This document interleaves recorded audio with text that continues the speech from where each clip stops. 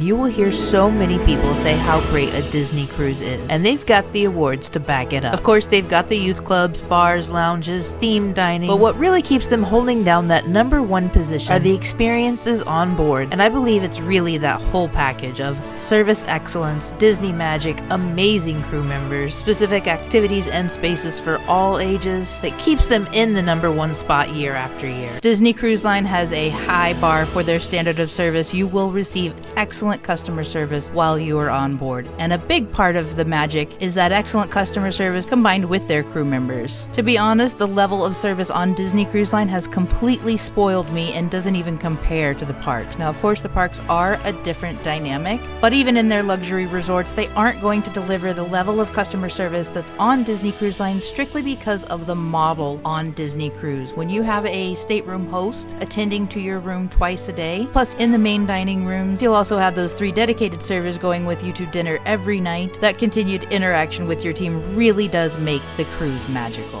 For example, if you're in the buffet and struggling with your littles, or anything really, fairly quickly there will be a crew member offering assistance. With anything from going to get your drinks, maybe another item that your little wanted, clearing the table, carrying plates for you, they are so ready to assist and with such great attitudes all the time. I truly don't know how they do it, but they make the cruise so magical. I knew Disney was a great family cruise line, but what about other types like adult only, solo travel, or even single parents?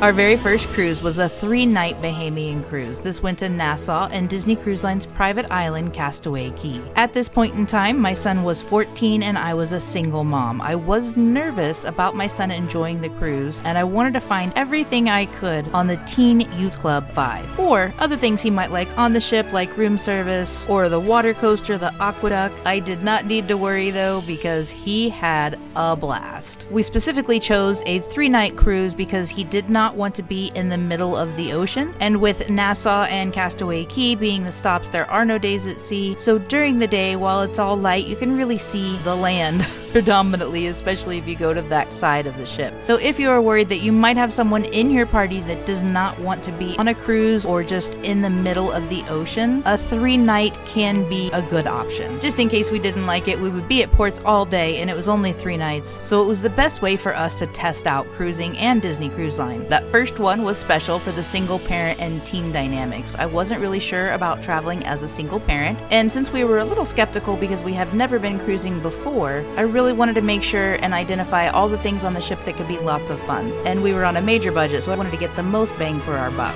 What I discovered is that they have multiple youth clubs for every age up to 17. That being said, the youth clubs do vary from ship to ship. We went on the Dream on that first cruise. That first one really was special because of the teen dynamics for him, and he really loved Vibe on Board. That is the teen club for 14 through 17 year olds. It's got this really cool entranceway. You can only get in if you are 14 through 17, except for open house hours, of course. It's got this color changing hallway into the club. Just a neat way to enter the club. But what makes the Disney Dream Vibe Club so special is its team pool. They've got a whole DJ setup. They do lots of games all over the ship. The most important thing is that your teen is there on that first night during icebreakers. When you get on the ship, or even when you're at port waiting to get on the ship, you can open your Disney Cruise Line Navigator app. Once you are connected to their Wi-Fi, which won't cost you anything as long as you are just using the app on the Disney Cruise Line Wi-Fi with airplane mode on.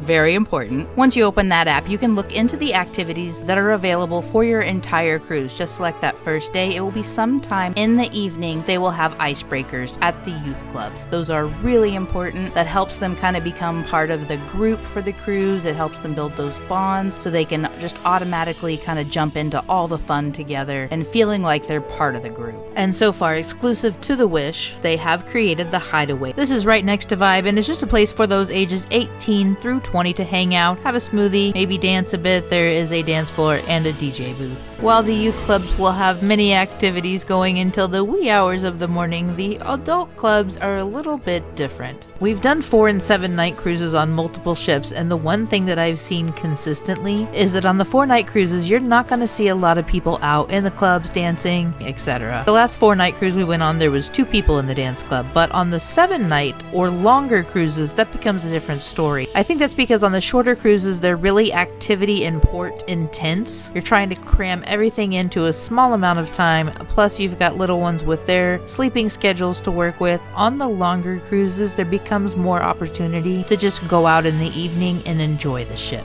And they have great activities for family, for adults only, for everyone. They have game shows. They'll have family game shows, but our very favorite one is for adults only, and that's Match Your Mate. For main dining, Disney Cruise Line will sit your family with other families unless you request that they don't do this. They can't guarantee it, but it is an option. For that first cruise, we did not make any selections. We just decided to go with whatever they assigned to us. So at dinner, we were seated with 2 other single moms and their 14-year-old boys. That was really fun. Every night at dinner, the kids would come back and tell us all about what was happening in Vibe, what they were going to be doing later tonight, who else was in the restaurant that was also part of Vibe. They just jumped in and had an amazing time the entire trip. I rarely saw him, and that is because of the Vibe experience on the Dream and Fantasy. One thing I do want to note is if you are a single parent and you go to Castaway Cay and your teen is on the ship and you get off the ship, they will not let your teen off the ship unless you have signed a form saying he's allowed to come and go. Without that form, they will be stuck on the ship. I did not know that, so I went to Serenity Bay, their adult only area, for a while, hung out on the hammock. Luckily they had some rain which sent me back to the ship, and I discovered he hadn't been able to get off. However, while he was in there, he did get to do some goofy golf in the atrium, and then we went and visited the island, and it was completely empty since it had been raining. Everyone headed back to the ship. It was actually kind of fun just to see it like that.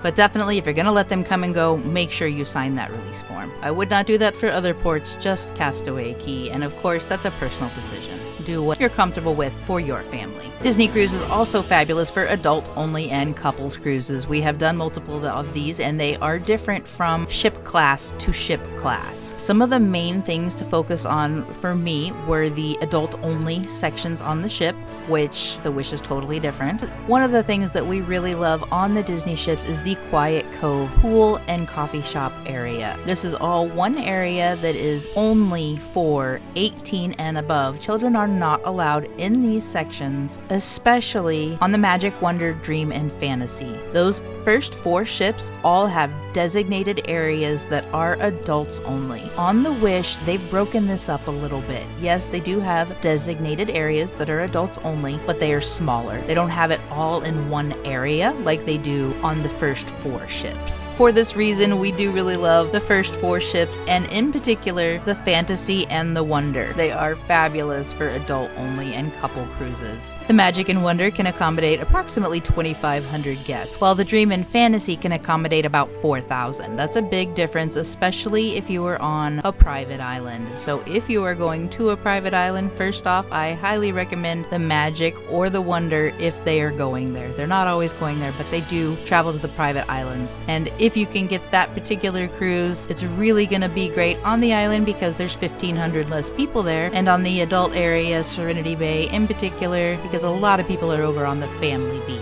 For specialty dining, one of the restaurants they will have is Palo. This is for 18 and above, and this is on the first 4 ships. This is exquisite Italian cuisine. They have multiple experiences, brunch, wine pairings. They have this really cool tasting experience on the first day. Only on the Wish, they will have Palo Steakhouse. This is inspired by Cogsworth from Beauty and the Beast, and this one has a bit of a balance between traditional Italian fare and steakhouse dining. And if you're really looking for an amazing culinary experience, on the Dream and Fantasy, they will have Remy and they will have Enchanté on the Wish. Remy has a French-inspired menu. It is absolutely amazing. Gourmet selections, specially crafted by Chef Scott Hunnell from the award-winning Victoria and Albert's, who just recently got awarded their first Michelin star, and advising Chef Arnaud Lallemette, who is a 3 Michelin-starred chef. They have multiple experiences there. They have a champagne brunch experience, a dessert experience. Their dinner there is about $150 plus per person, so make sure you budget it in. It's about a 3-hour meal, and it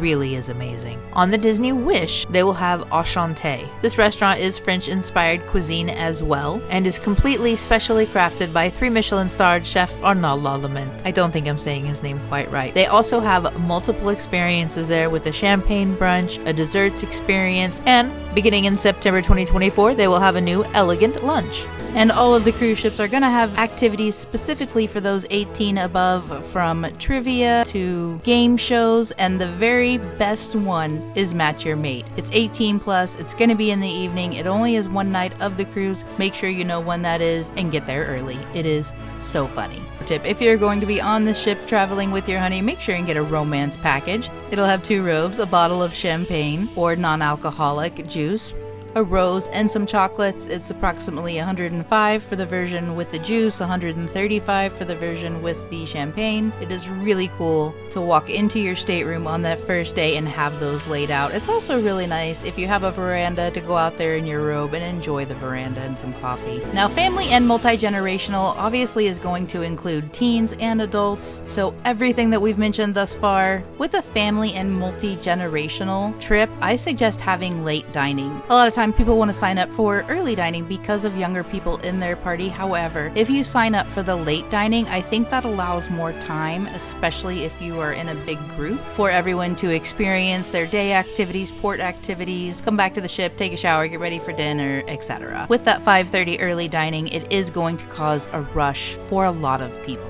Obviously, do what works best for your family. These stage shows are also really special, I think, when you have multiple generations there with the grands or the littles, or even just me and my son. I really did enjoy their stage shows. They are Broadway quality, and as we know, entertaining is one of the things Disney does best, so make sure you attend at least one of those stage shows. Pro tip: on a longer cruise, sometimes a stage show will be available in the afternoon, or they are also available on the TV in your stateroom. However, the reception on the TV will go in and out, so it's not the best way to view it. I highly recommend experiencing one of those on your cruise. For the multi-generational cruises, we absolutely prefer the first 4 ships. They have those separate Quiet Cove and adult lounge areas that are specifically for adults. We really like those. It's so nice to just get away, and you really can do that in those areas. We also really love the 7-night cruises, and you just can't do that on the Wish, although they will be having 7-night cruises on the Treasure starting at the end of the year. And pro tip: one of the absolute best places to get away on those first 4 ships is Deck 4. They have a full track. You can walk all the way around the ship. There are usually not many people there. It's super peaceful. It's really one of the treasures on the ship. And if you happen to be traveling on a holiday cruise, they will often have a blanket set available for purchase a couple of months before their cruise. This is going to be in their onboard gift section. There'll usually be a pillow and a blanket and a few other items for approximately $75. Sometimes a little more, sometimes a little less. It is really fun though, especially if you're going on a maritime cruise, to get that holiday blanket set. It just is a lot of fun through the whole Christmas season at home. Disney Cruise Line really does go to extensive lengths to make sure that they stay #1. That is why they are more expensive. Stay tuned though, pretty soon I'm going to do a cheap versus expensive video. And if you haven't yet, please share one of these videos with your friends or cruise group. That really does help us grow. I really appreciate it. We'll see you real soon with some more Disneeds.